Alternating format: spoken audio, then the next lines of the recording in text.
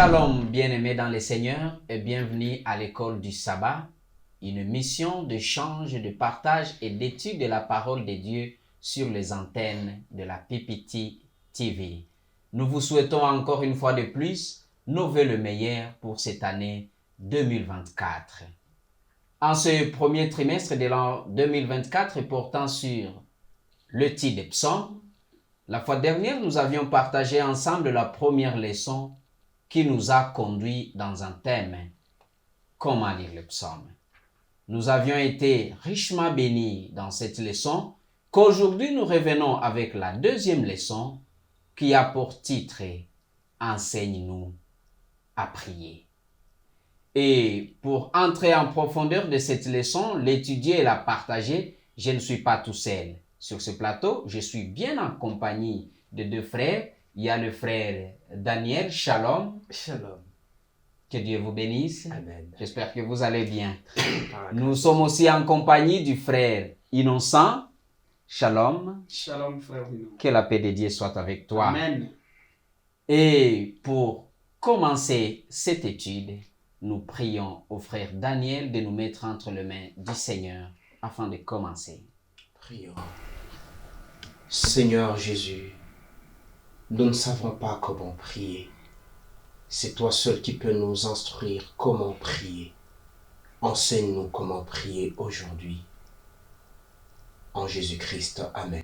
Amen. Enseigne-nous comment prier, c'est le titre de la deuxième leçon de ce premier trimestre de l'an 2024. Le verset de mémoire, nous l'avons en Luc, le chapitre 11, et le verset 1er qui nous dit ce qui suit. Jésus priait un jour en un certain lieu. Lorsqu'il eut achevé, un de ses disciples lui dit, « Seigneur, enseigne-nous à prier comme Jean l'a enseigné à ses disciples. » Parole du Seigneur. Amen. Amen. Amen. Nous revenons sur ce plateau pour voir ensemble quelques éléments sur la prière. Mais je suis déjà tout au début avec une question, Daniel. Ouais. C'est quoi une prière? Et surtout, lorsqu'elle doit être ou lorsqu'elle est adressée à Dieu. C'est quoi ça, une prière? Alors cette question peut sembler être minuscule et petite, mais elle est bien une grande question. C'est quoi une prière? Et si on y allait d'une manière simple, on dirait qu'une prière est une demande. Dès le départ, une prière est une demande, une sollicitation, mais faite dans un cadre de conversation, d'échange et de partage. Ah, D'une manière simpliste, une prière, c'est une demande, mais faite dans un cadre d'échange, de partage, amical, quelque chose de convivial, de vivant.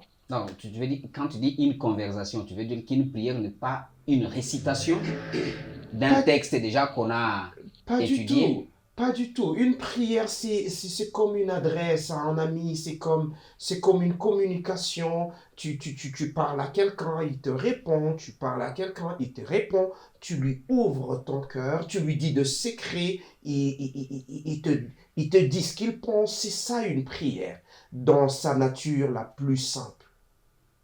Une discussion. Dans le psaume, nous avions dit que le psaume était aussi de prière. Mais cette demande où les gens disent « apprends-nous à causer »,« apprends-nous à converser avec quelqu'un », elle me semble une demande étrange, frère Innocent. Mais je me demande de qui elle vient cette demande. Bon, merci beaucoup. Comme je crois dans le frère Daniel a explicité beaucoup plus sur la prière, Oui. et comme tu as insisté, la prière adressée à Dieu, quand nous avons vu cette leçon, on dit le psaume, c'est le cœur. Le cœur à cœur entre Dieu et les C'est hommes. les hommes. Oui. Et lorsqu'on s'adresse à Dieu, on a toujours dit que c'est de l'abondance du cœur que la bouche parle. Et Dieu qui sonde le cœur, il peut même écouter le langage du cœur. Ouais. Oui. C'est pourquoi quand on parle de la prière, il faut aussi miser sur la sincérité.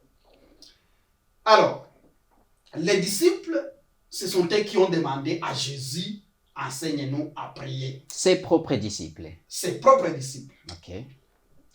Et pourquoi ils ont demandé à Jésus, mais c'est quand même fascinant qu'ils demandent cela, les disciples qui étaient juifs, qui priaient déjà même.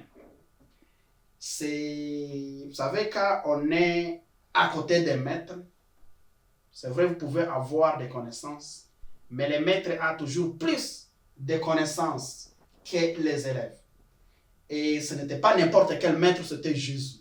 Mais il y avait aussi les disciples de Jean. Jean enseignait à ses disciples à prier. Oui. Bien que la prière de Jean n'a pas été mentionnée, mais ses disciples aussi ont été enseignés par Jean. C'est comme ça que les disciples de Jésus aussi, ils ont formulé la même demande auprès de Jésus. Dans cette demande, est-ce qu'elle ne renvoie pas à une certaine compétition? Que non, il y a un maître qui a appris à ses disciples, tu dois obligatoirement aussi nous apprendre. Il n'y a rien de compétitif dedans? Non, ce n'est pas question de compétition. C'est que, vous savez, plus on est au pied du maître, plus on trouve des insuffisances chez soi. Et les disciples qui étaient auprès de Jésus, ils ont trouvé quand même qu'il y a quelque chose d'insuffisance. Et effectivement, lorsque Dieu a formulé, a donné ces modèles, ils ont trouvé qu'il y avait quand même, la demande avait sa raison d'être. Ce n'est pas question de compétition, mais c'était par humilité. Et vous savez, Dieu, qui sonde le cœur, ne pouvait pas répondre à une demande formulée sous forme de compétition. Si Dieu a répondu qu'il lut le langage du cœur, c'est parce qu'il a trouvé que dans la demande, il n'y avait pas quelque chose de compétition. Peut-être revenons sur cette question. Voyez-vous, le frère Innocent en parlait. Jésus, c'était un modèle. C'était un modèle. Oui. C'était un maître, c'était un modèle pour les disciples. Et ils avaient déjà vécu, ils avaient déjà eu un certain temps passé avec lui. Et ils avaient remarqué que quand Jésus lui priait, il priait distinctement d'eux. Il priait à chaque fois que la Bible nous reporte une histoire sur quand Jésus se retire pour prier. On voit que ça quitte la liturgie ancienne. On sent que ça rentre dans une certaine intimité. Quand il prie, on sent une certaine manière de sortir de l'ordinaire et de rentrer dans une certaine profondeur. Et ils ont certainement remarqué qu'il y avait quelque chose de différent. Et ils se sont dit, mais pourquoi ne nous apprendrait-il pas à prier comme lui il le fait. Donc, utiliser le concept de dire comme Jean l'a appris. C'était une manière, une formule de politesse, de dire, c'est comme s'ils allaient tout simplement lui dire, mais toi tu pries différemment de nous. Tu ne suis pas tous les protocoles que nous connaissons déjà. Et il voulait entrer dans cette dynamique-là, puisqu'il ressentait que à chaque fois que Jésus s'est retiré pour prier, il revenait plus puissant, il revenait plus fort, il revenait plus instruit, il revenait différent. Et ils avaient besoin d'avoir ce secret-là. Alors, il voulait aussi être puissant et différent. Oui. Puis je me demande, comme Jean l'a appris à ses disciples, exactement, Jésus a appris aussi à ses disciples comment prier. Oui. Mais dis-moi, frère Daniel, cette prière, c'est celle que nous appelons notre Père. Oui. Cette prière-là, contient-elle des mots, le seul mot que Dieu écoute? Donc, si tu ne pries pas par ces mots, tu es vraiment en dehors de la plaque. Ou cette prière, c'est seulement un plan, un modèle, un squelette à suivre pour faire une prière? Voilà une question intéressante.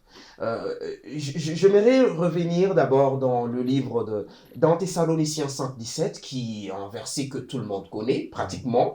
Le verset tellement court qui dit « Priez sans cesse ». Sans cesse. Priez sans cesse. Priez sans limite. Priez sans barrière. Priez. D'abord, la culture de la prière, c'est une culture que Dieu veut nous voir développer. Il veut que nous soyons de personnes de prière et de personnes qui sont plongées, qui sont versées vraiment dans la prière. Alors, Jésus en donna le modèle. Ah, déjà, je dis que c'est un modèle. Un modèle. Déjà, Jésus en donnant un modèle, il voulait donner comme un squelette La prière de notre Père n'est pas la seule prière. Sinon, on dirait, mais les apôtres par la suite, ils n'ont pas prié de cette façon, mais ils ont adressé à Dieu des prières. Et ils ont été exaucés. Oui. Dans le passé, il y a eu des hommes de Dieu, des hommes de foi qui ont prié d'une autre manière. Ils ont été exaucés. Mais lorsque nous regardons toute cette panoplie de prières des serviteurs de Dieu, il y a comme un schéma que ces prières suivent. Un schéma. Oui. Et ce schéma-là, vous pouvez le retrouver déjà contenu dans cette prière-là. Parce que cette prière-là de notre Père, qu'on appelle communément la prière de notre Père, c'est une prière qui reprend les attributs des dieux. Les éléments essentiels. Les éléments essentiels à présenter dans une prière. Et ça reprend presque tous les attributs de Dieu. La compassion de Dieu, l'amour de Dieu, la fidélité de Dieu, la miséricorde de Dieu. Et vous voyez, c'est comme si Jésus leur avait dit, voici un modèle dans lequel se retrouve un tout. Merci beaucoup. Mais frère Innocent, fais-nous une réplique rapidement. Il y a des gens, il y a une congrégation qui dit aux gens qu'en priant, il faut seulement réciter, je dis bien, réciter mot à mot cette prière-là. Vous pensez qu'il y a un danger, il prie bien, ou si déjà cette prière, ce n'est qu'un plan innovateur? Bon, merci. Car nous voyons des... Parce que nous sommes en train de parler de psaumes. On va voir par exemple David qui parle de bonté et la fidélité de Dieu. Oui. Comme mon ami Daniel vient de le dire, la prière là, ça renferme toutes les étapes. Oui. Mais comme vous l'avez dit, si nous lisons même quand nous lisons en Philippiens 4, 6e verset qui nous dit, et ne vous inquiétez de rien, mais en toutes choses, faites connaître vos besoins à Dieu par des prières et des supplications avec action de grâce. Oui. Et nous avons vu que la prière, comme c'est un dialogue, c'est une voie par laquelle on communique avec son Dieu. Et quand on communique avec son Dieu, il y a aussi une manière de s'exprimer librement. Ça dépend d'un état dans lequel on se trouve. Et donc, ce n'est pas dire exactement que pour Dieu exauce la prière, qu'on doit répéter mot à mot la prière de notre Père. Ah. On ajoute aussi d'autres mots selon l'état émotionnel, dans l'état émotionnel auquel on se trouve. Donc, si je vous comprends bien, je veux prier, je peux utiliser mes propres mots, je peux dire à Dieu, parler à Dieu de mes sentiments, de mes émotions. Dieu n'est pas contre ces choses. Oui. Il est miséricordieux. Je voudrais revenir et savoir, certains psalmistes, d'ailleurs plusieurs, ils reviennent toujours sur le pourquoi et le jusqu'à quand des choses. Vous voyez? Jusqu'à quand, Seigneur? Pourquoi? Devons-nous aussi aujourd'hui en priant poser à Dieu ce genre de questions? Et je me demande aussi, est-ce que Dieu y répond vraiment? Pourquoi? Très belle question. Jusqu'à quand? Très belle question. Il faut aussi savoir, j'aimerais dire ceci. La prière étant une conversation, c'est comme... c'est un échange. Un échange, mais beaucoup plus intime. Personnel. Ah. Voyez-vous que la prière ne fait pas descendre du ciel vers la terre, tout ça. La prière nous élève beaucoup plus, vers Dieu. La prière nous emmène dans une dimension où nous rapprochons de notre Seigneur. C'est comme dans une relation amoureuse. La plupart des fois, les gens en parlent, mais plusieurs ne prennent pas très au sérieux cela et ils détruisent des relations. On nous dit souvent qu'une relation amoureuse s'entretient, la qualité d'une relation se définit aussi par le nombre d'heures passées à communiquer. Donc la communication qu'on passe ensemble, on communique. Des moments de qualité qu'on passe ensemble. Oui. C'est un peu comme ça aussi avec le Seigneur. Une fois on a plus de moments de qualité avec lui, on entre dans une forme d'intimité avec le Seigneur. Plus maintenant on est avancé dans cet état d'intimité, il y a certaines formes de prières qu'on peut adresser à Dieu. On peut facilement dire à Dieu, Pourquoi? Pourquoi ça? Voici qu'il y a des questions qu'on ne peut pas poser à Dieu s'il n'y a pas de base. Jusque à quand? Il faut une base. Il faut qu'il y ait une base. Questions. Ces genres de questions ne sont pas de prières que n'importe qui. Je me réveille de n'importe où et puis je commence à dire jusqu'à quand? Sur base de quoi? Pourquoi? Sur base de quoi? Il faut qu'il y ait une base, une construction consistante. Et sur cette construction, tu peux arriver à dire comme Moïse, Seigneur, si tu veux détruire ce peuple, destitue-moi. Merci beaucoup. Alors, frère Innocent, toujours dans les psaumes, plusieurs psaumes commencent par des lamentations, de plaintes, des plaies. Mais je vois qu'ils finissent, ils se terminent par des louanges, des actions de grâce. Oui. Mais quand ces psaumes se terminent par des louanges, c'est pas qu'au milieu, je vis l'intervention ou la réaction de Dieu, rien. Maintenant, comment on quitte des plaintes aux actions de grâce? Est-ce un signe de foi, de confiance ou juste une capitulation? Bon, merci beaucoup. Merci beaucoup pour la question. Il y a quelque chose que Daniel a dit de très important quand il dit qu'on doit cultiver l'art de la prière. Mais malheureusement, des fois, on a tendance à prier lorsque les choses ne marchent pas comme il se doit dans notre vie. Et quand ça marche, on fait... Et quand ça marche, on a tendance à oublier. Et des fois, on prie d'une façon formaliste. Superficielle. Des fois, on prie et on sommeille en prière.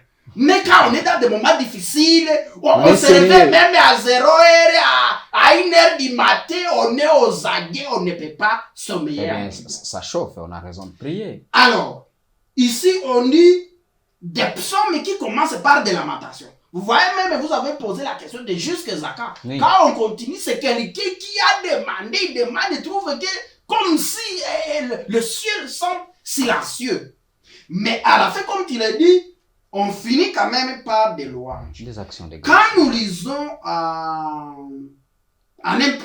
en Jacques chapitre 5 du 13e verset, on dit, quelqu'un parmi vous est-il dans la souffrance? Qu'il prie. Quelqu'un est-il dans la joie? Qu'il chante des cantiques. Oui. Alors, c'est vrai, on traverse des moments difficiles d'une manière ou d'une autre.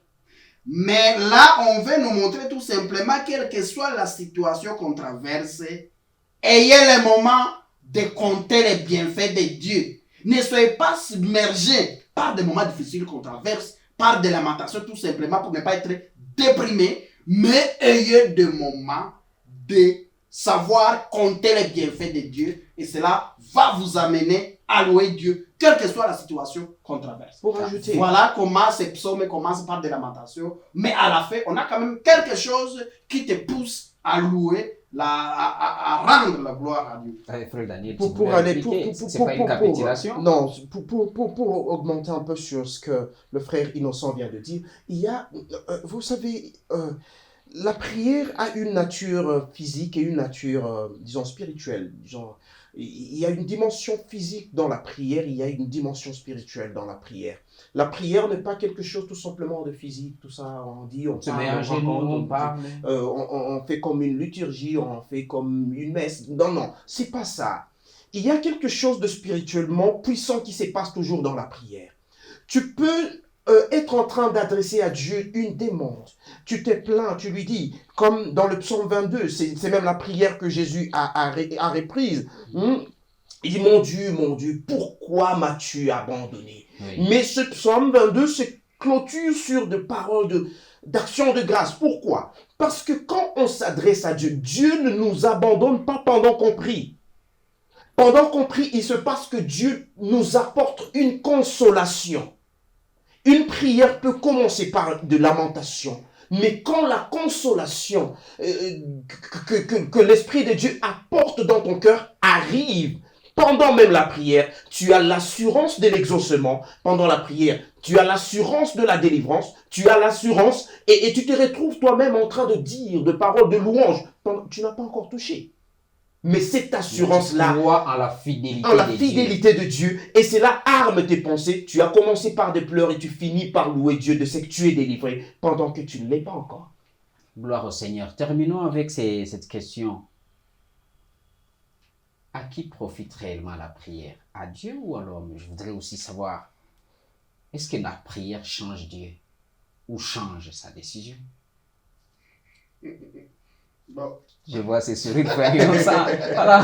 Non, ça c'est une très bonne question. Tu vois, il y a là où le frère Daniel il a dit que quand nous prions, c'est nous qui la prière nous élève vers Dieu. Parce que quand nous péchons, c'est nous qui nous éloignons de Dieu. Ah, elle ne fait pas descendre Dieu. Non. Et donc quand nous prions, la prière nous élève vers Dieu. Et la Bible dit, quand vous priez, selon sa volonté, tout ce que vous demanderez en priant, croyez que vous l'avez reçu et vous le verrez s'accomplir.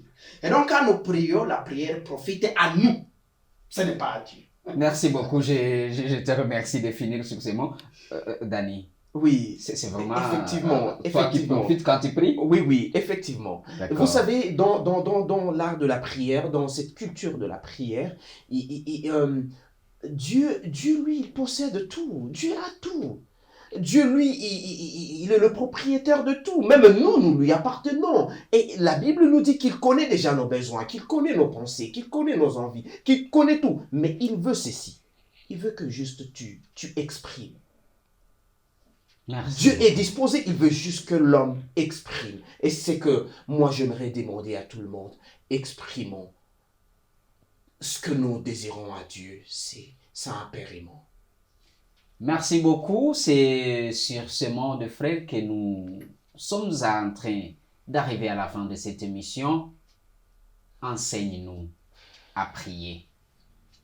C'est vrai que certaines croyances nous disent que le mot pour la prière doit venir instantanément de notre cœur. C'est pas mauvais. Mais nous voyons aussi que la Bible, et même les disciples, ils ont eu besoin qu'on leur apprenne à prier. Surtout quand nous prions en Dieu aussi merveilleux comme le Créateur du ciel et de la terre. C'est ainsi que nous terminons, mais avant de finir vraiment et quitter ce plateau, nous allons inviter le frère Innocent de prier pour nous afin que le Seigneur accompagne sa parole. Prions. Éternel notre Dieu, nous venons de t'écouter nous parler au travers cette leçon où les disciples ont demandé à Jésus de nous enseigner comment prier. Permets que quand nous prions, que ton Saint-Esprit puisse orienter la prière, notre demande, afin que ça soit exaucé. Mais surtout, que nos prières soient d'une sincérité devant toi, afin que ça soit agréable et exaucé par toi. Au nom de Jésus, Amen. Amen. Merci beaucoup. N'oubliez pas, cette mission de gagner les âmes, elle est aussi à vous. Et vous ferez votre part en partageant cette leçon avec d'autres personnes. Mais n'oubliez pas, nous n'avions pas dit que sur ce plateau, nous avions épuisé toutes les questions ou nous avions donné les meilleures de toutes les réponses. Donc, votre commentaire, votre question, votre réponse à l'une des questions, elle est aussi attendue. Nous vous remercions et nous vous prions de nous revenir à la prochaine en disant aussi merci à l'équipe technique de la PPT TV qui nous permet de vous arriver chez vous. Au revoir et à la prochaine.